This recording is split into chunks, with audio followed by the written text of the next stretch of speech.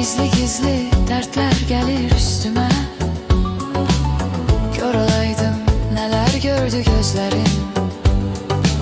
Tez kocaldım, çok az kalıb ömrüme. Bilmirəm mən kim dostu kim düşməni.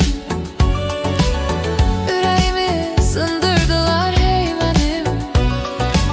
Bilmirəm mən tənhalığı öyrənim. Ürəyimdə dərdlərim çox anacan. Ürəyimdə dərdlərim çox anacan.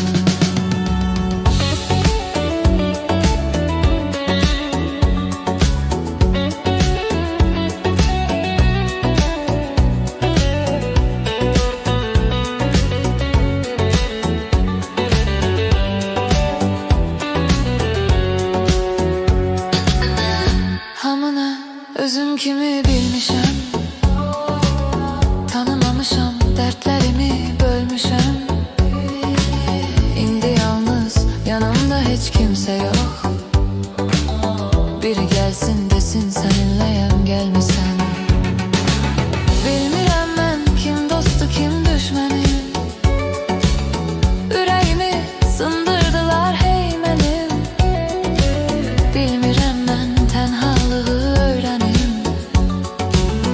Ürəyimdə dərdlərim çox anacan. Ürəyimdə dərdlərim çox anacan.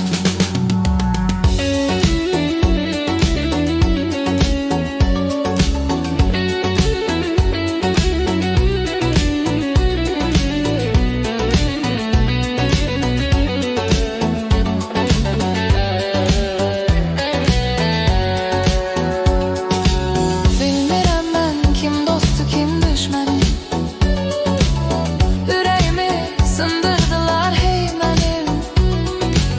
Bilmirəm mən tənhalığı öyrənim. Ürəyimdə dərdlərim çox anacan. Ürəyimdə dərdlərim çox anacan.